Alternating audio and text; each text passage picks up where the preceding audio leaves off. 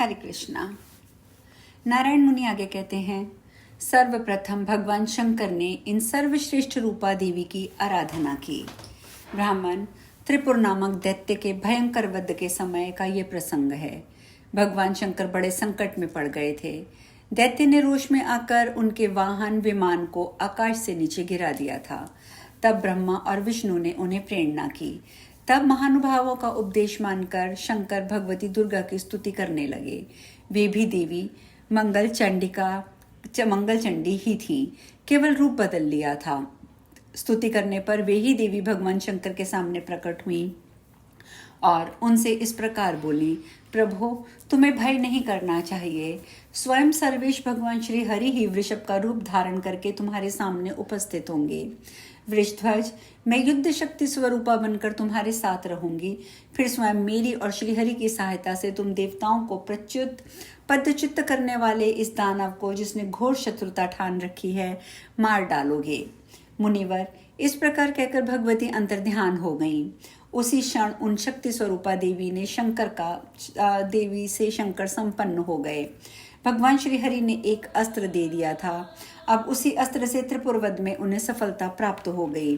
दैत्य के मारे जाने पर संपूर्ण देवताओं और महर्षियों ने भगवान शंकर का स्तवन किया। उस समय सभी भक्ति में सारोबार होकर अत्यंत नम्र हो गए थे। उसी क्षण भगवान शंकर के मस्तक पर पुष्पों की वर्षा होने लगी। ब्रह्मा और विष्णु ने परम संतुष्ट होकर उन्हें शुभ आशीर्वाद और सदुपदेश दे दिया। तब भगवान शंकर सम्यक प्रकार से स्नान करके भक्ति के साथ भगवती मंगल चंडिका की आराधना करने लगे। पाद्य अर्घ्य आचमन विविध वस्त्र पुष्प चंदन भांति भांति के नैवेद्य बलि वस्त्र अलंकार माला तीर पिष्टक मधु सुधा और नाना प्रकार के फलों द्वारा भक्ति पूर्वक उन्होंने देवी की पूजा की। नाच गान वाद्य और नाम कीर्तन भी कराया। तत्पश्चात मध्यान्ह शाखा में कहे हुए ध्यान मंत्र के द्वारा भगवती मंगल चंडी का भक्तिपूर्वक ध्यान किया। नारद, उन्होंने मूल मंत्र का उच्चारण करके ही भगवती के सभी द्रव्य समर्पण किए थे और वह मंत्र इस प्रकार है, ओम ह्रीं श्रीं क्लीं सर्वपूज्य देवी मंगल चंडिके ऐं क्रूं फट स्वाहा।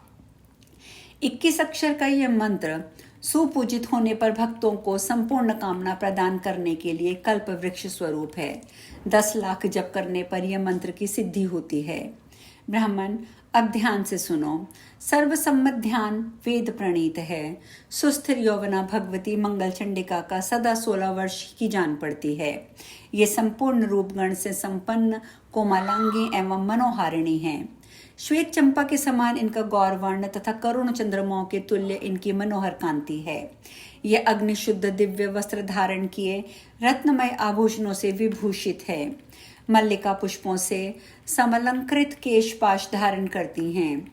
बिंब सदृश लाल होंठ सुंदर दंत पंक्ति शरतकाल के प्रफुल्ल कमल की भांति शोभायमान मुख वाली मंगल चंडिका के प्रसन्न वदनारविंद पर मुख मंद मुस्कान की छटा छाई रहती है।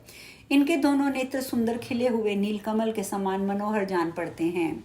सबको संपूर्ण संपदा प्रदान करने वाली ये जगदम्बा घोर संसार सागर में उबारने में जहाज का काम करती हैं। मैं सदा इसका भजन करता हूँ। मुने, यह तो भगवती मंगल चंडिका का ध्यान हुआ। ऐसे ही स्तवन भी सुनो। महादेव जी ने कहा, जगत माता भगवती मंगल चंडिके, तुम संपूर्ण विपत्तियों का विध्वंस करने वाली हो एवं हर्ष और मंगल प्रदान करने को तुम सदा प्रस्तुत रहती हो। मेरी रक्षा करो, रक्षा करो। खुले हाथ हर्ष और मंगल देने वाली हर्ष मंगल चंडिके, तुम शुभा मंगल दक्षा शुभ मंगल चंडिका मंगला मंगलार्हा तथा सर्व मंगला कहलाती हो। देवी, साधु पुरुषों को मंगल प्रदान करना तुम्हारा स्वाभाविक गुण है। तुम सबके लिए मंगल का आश्रय हो। देवी, तुम मंगल की इष्ट देवी हो। मंगल के दिन तुम्हारी पूजा होनी चाहिए। मनुवंश में उत्पन्न राजा मंगल की पूजनीय देवी हो। मंगल अधिष्ठात्री देवी हो, तुम मंगलों के लिए भी मंगल हो। जगत के समस्त मंगल तुम पर आश्रित हैं। तुम सबको मोक्षमय मंगल प्रदान करती हो। मंगल को सुपूजित होने पर मंगल में सुख प्रदान करने वाली देवी, तुम संसार की सारभूता मंगल धारा तथा समस्त कर्मों से परे हो। इस से स्तुति करके भगवान शंकर ने देवी मंगल चंडिका की उपासना की। वे प्रति मंगलवार को उनका पूजन करने को चले जाते हैं। यों ये भगवती सर्वमंगला सर्वप्रथम भगवान शंकर से पूजित हुई। उनके दूसरे उपासक मंगल ग्रह हैं। तीसरी बार राजा मंगल ने तथा चौथी बार मंगल के दिन कुछ सुंदरियों ने इन देवी की पूजा की। पांचवी बार मंगल की कामना रखने वाले बहुसंख्यक मनुष्यों ने मंगल चंडिका का पूजन किया। फिर तो विश्वेश शंकर से सुपूजित ये देवी प्रत्येक विश्व में सदा पूजित होने लगी। मुने, इसके बाद देवता, मुनि, मनु तथा मानव सभी सर्वत्र इन परमेश्वरी की पूजा करने लगे। जो पुरुष मन को एकाग्र करके भगवती मंगल चंडिका के इस मंगलमय स्तोत्र का श्रवण करता है, उसे सदा मंगल की प्राप्ति होती है। अमंगल उसके पास नहीं आ सकता। उसके पुत्र और पौत्रों में वृद्धि होती है तथा उसे प्रतिदिन मंगल ही दृष्टिगोचर होता है। भगवान नारायण कहते हैं, नारद, आगमों के अनुसार देवी षष्ठी और मंगल चंडिका का उपाख्यान मैं कह चुका। अब मनसा देवी का चरित्र जो धर्म के मुख से मैंने सुना था, वह भी मैं तुमसे कहता हूँ, उसे ध्यान पूर्वक सुनो। ये भगवती कश्यप जी की मानसी कन्या है तथा मन से उद्दीप्त होती है, इसीलिए मनसा देवी के नाम से विख्यात है।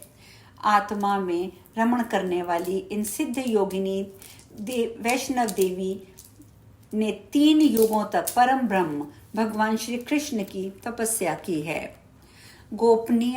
गोपीपति परम प्रभु उन परमेश्वर इनके वस्त्र और शरीर को जीर्ण देखकर इनका जरत्कारु नाम रख दिया।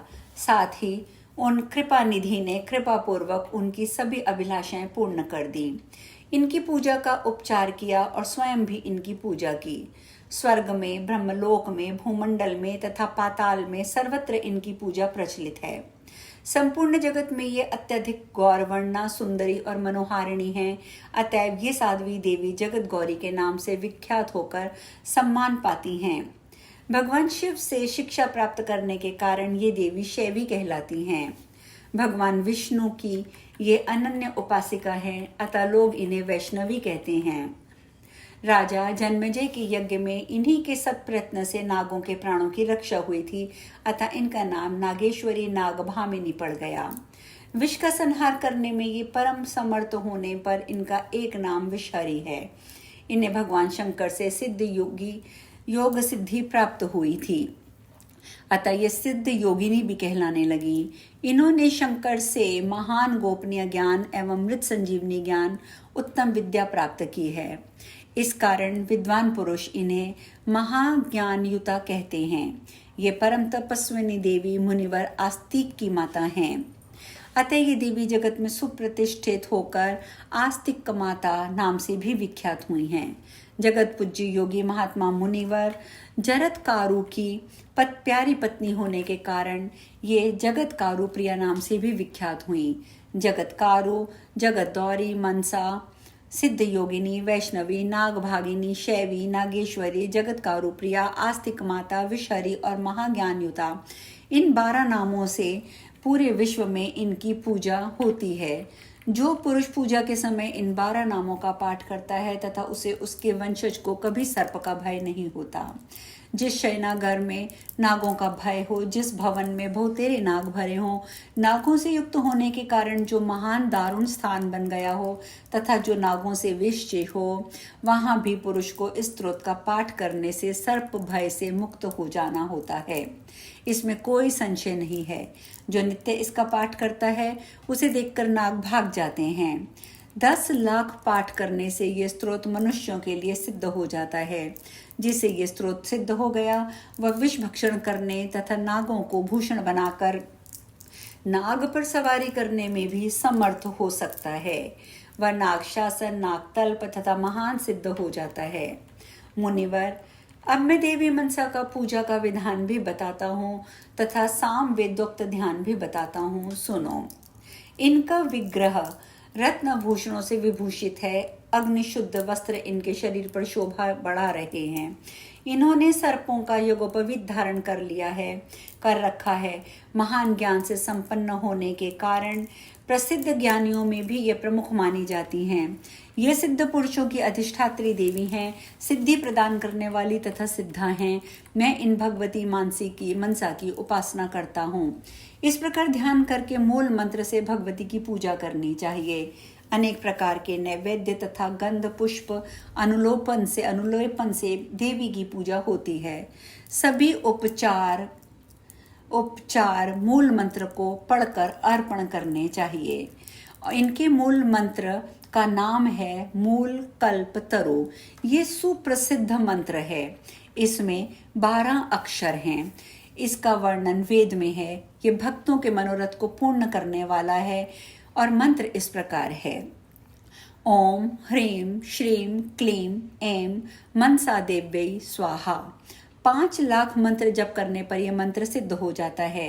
जिसे इस मंत्र की सिद्धि प्राप्त हो गई वह धरातल पर सिद्ध है। उसके लिए विष भी अमृत के समान हो जाता है। उस पुरुष की धन्वंतरी से तुलना की जा सकती है। अब हम कथा में यही विश्राम लेंगे। शेष कथा कल। हरे कृष्णा।